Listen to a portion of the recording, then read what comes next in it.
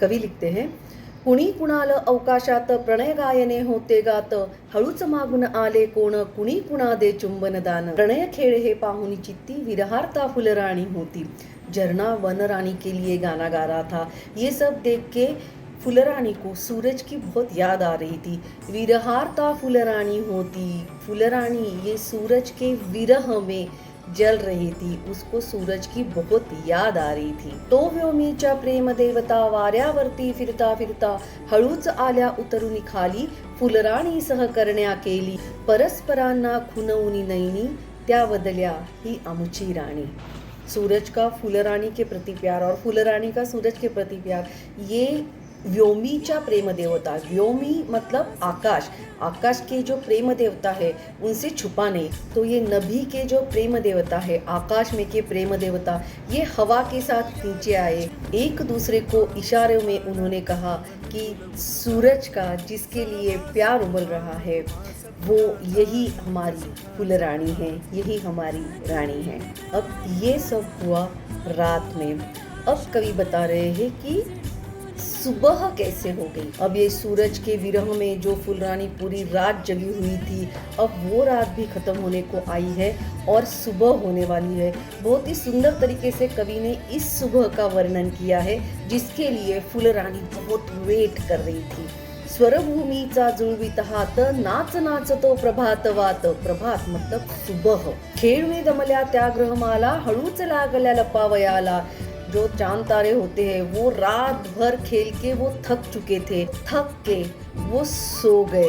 आकाशीची गंभीर शांती, मंद मंद ये अवनीवरती, विरू लागले संशय जाल, संपत ये विरहाचा काल. नाच नाचतो प्रभातवात. प्रभात मतलब सुबह.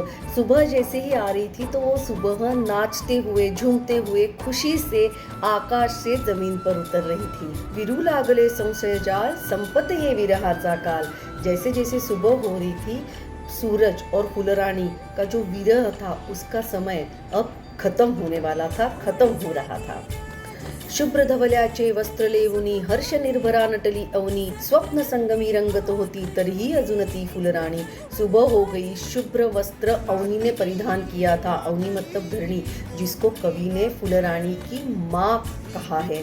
तो अवनी ने भी शुभ्र वस्त्र परिधान किए थे, लेकिन सुबह होने के बाद भी हमारी फुलरानी अभी भी सूरज के सपनों में थी, सूरज के सपनों में रंग गई थी. अब व्योमीच्या प्रेम देवता मतलब नभी के प्रेम देवता ने आके ये बोल दिया था कि यही हमारी फुलरानी है. तो अवनी और योमी के प्रेम देवता, उनमें जो कुछ भी बात हुई वो बात पूरी सच होने वाली थी. फुलरानी का सपना सच होने वाला था. रविकर मतलब सूरज, इनका भी सपना सच होने वाला था. फुलरानी और सूरज, अब इनके मिलन का समय नजदीक आ गया था. फुलरानी और रविकर मतलब सूरज अब एक होने जा रहे थे. तो ये जब एक होने जा रहे थे तो पूरा शादी का माहौल पूरा नेचर में बना हुआ था. और ये माहौल कवि ने बहुत ही सुंदर तरीके से वर्णन किया है. कवि लिखते हैं, तेजोमय नव मंडप केला, लख पांढरा दहा दिशेला, जिकडे तिकडे उधळीत मोती, दिव्य वराडी गगनी येती. लाल सुवर्णी झगे घालुनी, हासत हासत आले कोणी, कुणी बांधला गुलाबी फेटा, झगमगणारा सुंदर मोठा. ये सुबह के समय जो कलर्स हमें पूरे आकाश में दिखते हैं, पूरे नेचर में जो कलर्स दिखते हैं, वो कलर्स कवि ने बहुत ही अलग तरीके से वर्णन किए हैं. तेजोमय मंडप मतलब सूरज की जो रोशनी से पूरे आकाश में तेज फैलता है, उसको कवि ने एज अ पंडाल इमेजिन किया है. तेजोमय नव मंडप केला, लख पांढरा दहा दिशेला. दाही दिशा में, दसों दिशाओं में वो मंडप फैल गया था. जिकडे तिकडे उधळीत मोती, दिव्य वराळी गगनी येती. जो ओस की बूंदे सुबह सुबह रेनी सीजन में पर्टिकुलरली जो हर जगह पे दिखती है, उसको कवि ने मोती कहा है. वो उसको मोती की उपमा दी है.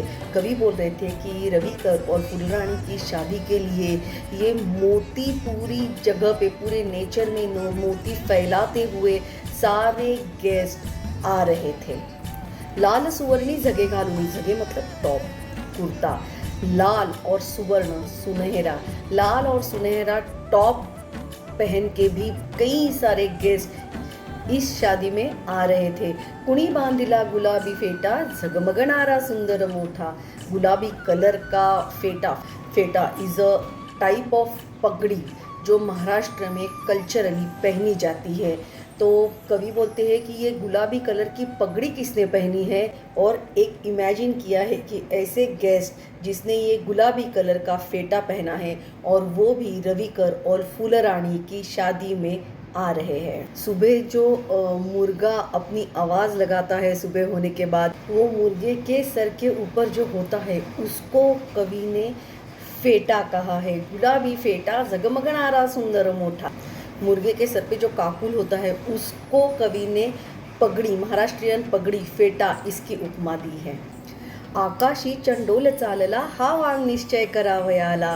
चंदोल जो पक्षी गाना गाता है, तो वो सुबह की टाइम पे वो भी गाना गाते हुए आकाश में जा रहा था। और किसके लिए जा रहा था, तो शादी के पहले जो एंगेजमेंट होती है वो एंगेजमेंट अटेंड करने के लिए खुशी खुशी गाते हुए ये चंदोल भी जा रहा था। अब हर जगह पे मोती बिखराए हुए हैं, कोई गुलाबी कलर की पगड़ी पहन के आ रहा है, कोई गाना गाते हुए जा रहा है, झूमते हुए जा रहा है। दसों दिशाओं में ये मंडप बनाया गया है। अगर इसको शादी की तैयारी समझो तो किसी के भी मन में ये सवाल आ सकता है कि इतनी शाही शादी, इतनी रॉयल शादी किसकी है।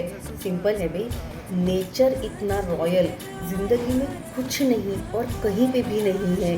तो ये शादी एक सिंपल सी सीधी सी फुलरानी और रविकर इनकी थी। और ये सब देख के जो नॉर्मल सवाल मन में आता है कि हे थाटाचे लग्न कुणाचे, इतनी रॉयल शादी किसकी है। अब आगे कवि शादी का माहौल, शादी हो रही है वहाँ पे क्या चल रहा है ये एक्सप्लेन करते हैं।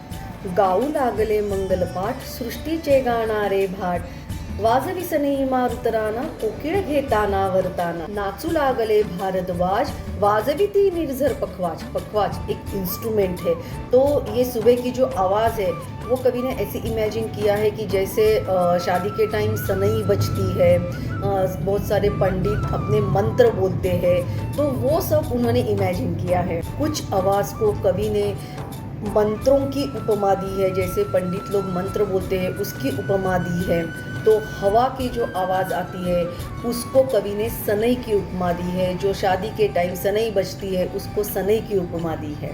और कोकिल का गाना तो चाहिए ही चाहिए, इतनी शादी रॉयल है तो इसमें कोकिल गाना गा रहा है। नाचू लागले भारद्वाज, भारद्वाज पक्षी नाच रहा है और जो झरना है वो पखवाज बजा रहा है। इतना सुंदर वर्णन उन्होंने सुबह की आवाज़ का, सुबह की कलर का कवि ने किया है। आगे कवि दूल्हा और दुल्हन के बारे में बताते हैं। नवर देव सोनेरी रविकर, नवरी ही फुलराणी सुंदर, लग्न लागले सावध सारे, सावध पक्षी सावध वारे। जो दूल्हा है वो रविकर है और दुल्हन जो है वो सुंदर सी फुलरानी है। अब इनकी शादी का समय हो गया है, इनकी शादी होने जा रही है और इसीलिए सब लोग एकदम ध्यान से उनकी शादी देख रहे हैं। कवि ने जो तरीके से वर्णन किया है कि फुलरानी और रविकर कैसे मिले हैं वो सही में रोंगटे खड़े कर देता है। इतना सुंदर। शादी के टाइम दूल्हा दुल्हन के बीच में एक पर्दा होता है जिसे मराठी में अंतरपाट बोलते हैं। अब ये अंतरपाट कवि ने इमेजिन किया है जो पूरा फॉग रहता है, जो फॉग को कवि ने अंतरपाट मतलब वो पर्दा, एज अ पर्दा उन्होंने उसको इमेजिन किया है। दूल्हा और दुल्हन में एक पर्दा रहता है, पूरे मंत्र वगैरह हो जाने के बाद वो पर्दा हटता है और दूल्हा दुल्हन का मिलन होता है, वरमाला पहनाई जाती है। ये टिपिकली ट्रेडिशन शादियों में होता है। तो ये अंतरपाट यानी ये जो पर्दा कवि ने इमेजिन किया है कि ये जो पूरा फॉग है वो एक अंतरपाट है। और फिर कवि लिखते हैं, दवमय हा अंतपट फिरला, भेटे रविकर फुलराणीला। दवमय मतलब ओस का जो ये भीतरी पर्दा था, ये फॉग का जो पर्दा था वो अब घूम गया। जैसे ही थोड़ी धूप निकल आई वो घूम गया और इस तरह से रविकर और फुलरानी का मिलन हो गया। नेचर में इतनी सुंदर प्रेम कहानी फूल रही थी, प्रेम कहानी शादी में परिवर्तित हो गई थी। तो कोई भी कवि मन का आदमी वहाँ पे जाए बिना रह नहीं सकता। ऐसी जगह पे ये कवि घूमने चले गए। उन्होंने वो सारा माहौल देखा, शादी का माहौल देखा। वनरानी ने, वन देवता ने फूलरानी की जो प्रेम कहानी लिखी वो समझी। और फिर कवि ने क्या किया, तो कवि ने इस फूलरानी पे एक सुंदर सी कविता बनाई। परस्परांना दिव्य रवानी, कुणी गायली मंगलगाणी, त्यात कुणीसे गुंफत होते, परस्परांचे प्रेम आहाते. आणि तेथील वनदेवी ही दिव्य आपुल्या उच्छ्वासांनी लिहित होत्या वातावरणी फुलराणीची प्रेम कहाणी. गुंतत गुंतत कवित्या ठाई, स्फूर्तीसह विहराया जाई, त्याने तर अभिषेकच केला नवगीतांनी फुलराणीला. इतनी सुंदर और इतनी प्यारी सुबह निसर्ग कवि, बाल कवि जैसे कवि ही सोच सकते हैं और वही लिख भी सकते हैं। इन्हीं की लिखी हुई और एक कविता श्रावण महीने पे आधारित है। श्रावण मासी हर्ष मानसी, हिरवळ दाटे चोहीकडे, क्षणात येती सरसर शिरवे, क्षणात फिरुनी ऊन पडे। जल्दी आपके लिए ये कविता लेके आ रहे हैं। Till then, to understand the Marathi language and its beautiful compositions and literature, stay tuned with अपना गाना by Happy Homemakers. धन्यवाद, thank you.